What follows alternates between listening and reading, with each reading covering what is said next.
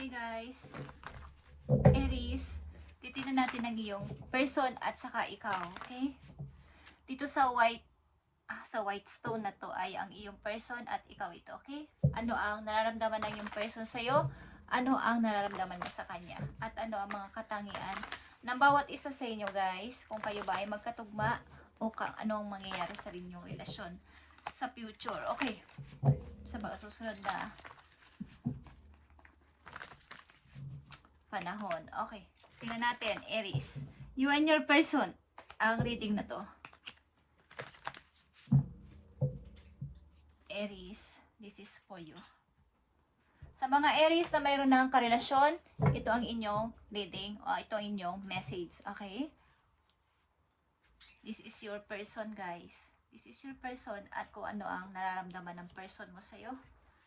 Ano naman ang nararamdaman mo sa kanya.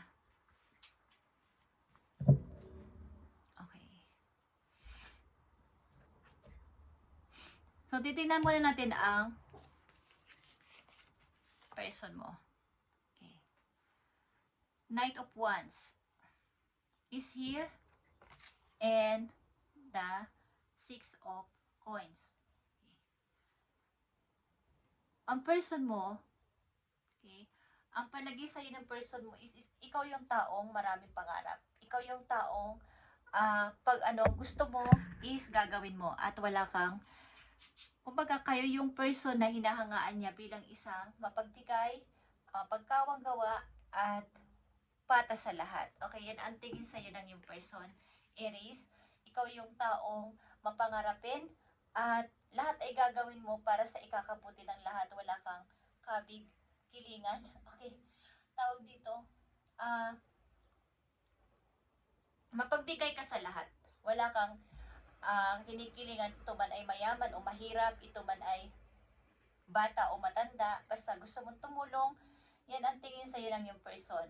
At ano naman ang tingin mo sa yung person o ano ang iniisip mo sa yung person? Queen of Pentacles and Two of Swords. Okay. Sa palagay mo, ang person mo ay okay naman sa pamumuhay. Ang tingin mo sa kanya ay palatrabaho, workaholic. Okay, Aries, yan ang tingin mo. But, merong kang napapansin na parang ang person mo minsan ay siguro yung walang kipo o may mga iniisip. Okay. Napapansin mo yan sa kanya na hindi agad-agad nagdidesisyon. Parang matagal mag-decide. Kumbaga, sa madaling salita. Tingnan pa natin ang mga message dito. Ikaw at ang iyong person. Aries.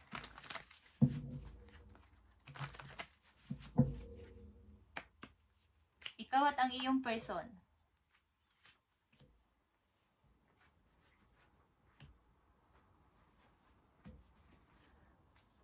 Okay guys, meron ditong palatrabahong person. Workaholic. At walang masyadong oras sa sarili. Okay. So ano pa ba ang tingin sa'yo ng yung person o ang plano sa'yo ng person? Yeah. Four of Wands and Queen of Swords. Ito yung naiisip niya para sa'yo. Ikaw yung person na seryoso sa buhay at maaaring ikaw yung pinapangarap niyang mapangasawa, pakasalan, at makasama habang buhay. Okay? Yan ang tingin at gusto sa'yo ng yung person. Aries, gusto ka niya dahil ikaw ay isang seryosong tao. Bagamat may hindi natin, masasabi natin na hindi pala kaibigan, seryoso pag nagdesisyon, at matapang. Okay? Matapang sa hamon ng buhay. At sa kabila nun, ang tingin sa'yo ng person ay isa kang mapasyon na tao. Okay? At mapagbigay sa lahat. Wala kang hinihindian. Ikaw yung taong may pakialam sa lahat ng taong lumalapit sa'yo. Ikaw yung maunawain. Okay, yan ang tingin sa'yo ng person mo at bala kanyang pakasalan or want niya na makasama ka habang buhay at bumuo ng pamilya. Okay? At nandito ang Five of Coins at Four of Coins. Okay. Sa kabila ng pagka-workaholic o mapalaipon ang iyong person, nakikita at nararamdaman mo sa kanya na siya ay mayroong responsibilidad, maaaring sa pamilya niya. Marami siyang magkapera man siya is agad-agad din nawawala because sa kanyang pag-ipon, maaaring siya ay nag-iipon ng money para sa kanyang pamilya or meron pa siyang responsibilidad na naiwan sa kanyang pamilya. At kaya nararamdaman mo na parang ang hirap niya magdesisyon. Andito yung kanyang parang pagdadalawang isip kapag may tinatanong ka. Sapagkat may gumugulo sa kanyang isipan. Gusto ka man niyang pakasalan, gusto kanyang makasama sa buhay niya, but hindi pa sa ngayon sapagkat meron siyang, nag-iipon siya ng money. Kumbaga sa pag-ipon niya para sa inyong dalawa, meron pa rin siyang another na responsibilidad at hindi mo, maaaring hindi mo alam yun. Okay? Ng ilang Aries. Okay guys. Tingnan natin ang mangyayari dito sa inyong relasyon habang hindi pa kayo kasal. Aries. Ikaw at ang iyong person. Habang hindi pa kayo lumalagay sa pagpapakasal, ano ba ang maaaring mangyari dito sa inyong relasyon o ano ang pinagdadaanan ninyong dalawa?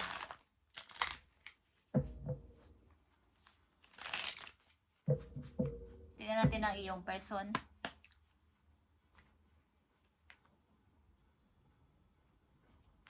At tingnan natin ang iyong sitwasyon, Aries.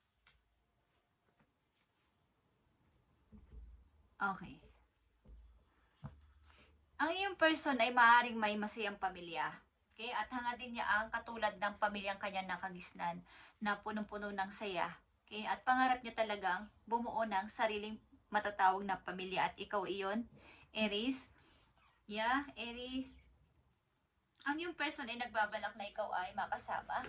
Kung kayo ay magkalayo, pinaplano niya na sana someday makasama kong kumain sa labas si Aries, makasama kong mag-date si Aries. Okay, kung kayo ay malayo sa isa't isa, is pinapangarap niya to. Parang nai-imagine pa lang niya is ang saya-saya na niya na naabot o maaabot na niya ang pangarap niya magkaroon ng masayang pamilya o masasabing tahanan. Okay, ano ang sitwasyon ng mga Aries? Page of Cups is here. Two of Cups. Okay guys. Maaaring may mga pagdadoubt ka, okay? Mayroong times na hindi kayo malayo siguro kayo sa isa't isa. May mga times na nabibitin ka na bakit wala pa siyang text, bakit wala siyang message. But andito ang Two of Cups. Andito yung connection ninyo sa isa't isa na malalim. Okay. So nakikita ko dito kayo ay okay na couple at may balak. Okay, may balak ang person mo na pakasalan ka.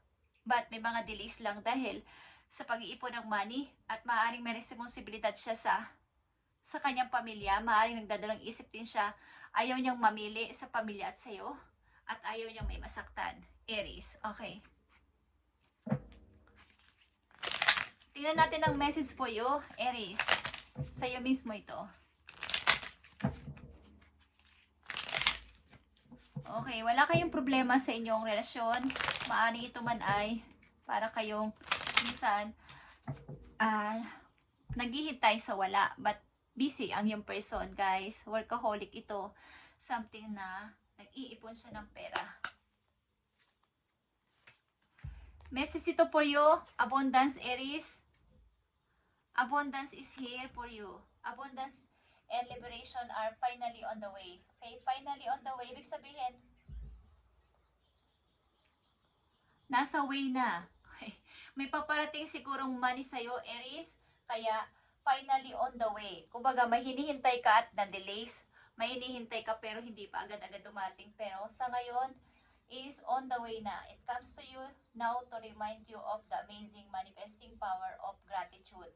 Kaya nga, ang tingin sa'yo ng iyong kasintahan na ikaw ay isang taong may give and take na kalooban, mapagbigay, siguro matatanggap mo ang reward galing kay God dahil sa iyong pagkamabuting tao, guys. At pagmamanifest na gusto ko ng ganito, Lord, hindi mo man inaasahan ng ganitong klaseng award o reward para sa iyo pagdating ng money, para sa iyo pagdating ng kasaganaan, para sa iyo is ibibigay ito sa iyo ni God ng napakadali lang. Okay. You will always have plenty when you express gratitude to every part of creation. Hindi lang sa tao ikaw mabait, sa nature na rin, sa mga tao, sa mga hayop, sa mga bata, lahat. Binibigyan mo ng halaga. Aries, yan ang napakagandang balita for you. At isa pang mahalagang message for you, Aries, today. Bago pumasok ang November. Finally, on the way na guys. May paparating ka sigurong money na matagal mo nang hinihintay. So, ikaw ay magsaya na. Something, magsaya ka na. Okay. Aries. Overcoming obstacle is here. Lahat ng mga pinagtiisan mo, mga sakit na naranasan mo sa iyong mga taon-taon sa buhay mo is you can overcome anything. Okay? I-survive mo to o na-survive mo na. Okay? At sa larangan ng pag-ibig, ikaw ay mapalad sapagkat ang tao na to ay talagang loyal sa iyo at balak ang pakasalan at hinahangaan ka niya, guys. Kumbaga, ina-idol ka niya sa pagiging isa mong maputing nilalang at gusto ka niya maging asawa, maging ina o ama ng kanyang mga magiging anak. Okay. Aries, message sa iyo to ng yung person. Ano man to? Message sa iyo ng yung person. Do you love me the way I love you? Okay? Tinatanong ka niya kung mahal mo daw siya sa way na mahal ka rin niya. Okay. Siguro nagda-doubt na siya pamisa-misa na mahihintay pa ba ako ni Aries? Okay. At isa pa. I think about you all the time. Okay? Iniisip ka niya sa lahat ng pagkakataon, sa lahat ng oras. Ikaw ang nasa isip ng person na to. Kaya lang guys, andito talaga yung Two of Swords. Meron siyang pag-overthink. So inyong kausapin pamisa-misan at intindihin bakit ganito ang kanyang mga nararamdaman. Maaaring meron ditong ayaw niyang may masaktan. Siguro meron pa siyang responsibilidad sa pamilya niya at kaya sinisikap niya makaipon ng money. At ang ilan din sa karelasyon ng mga Aries ay maaaring nag-i-start pa lang ng trabaho sa ibang lugar. Guys, nagpapasimula pa lang siya. Okay? Thank you, Aries, at ito inyong reading about sa inyong person at sa'yo, you and your person, na damdamin ninyong dalawa at situation mo at sa inyong money. Thank you, Aries, and God bless. At welcome sa pagpasok ng November. Okay? Thank you and God bless.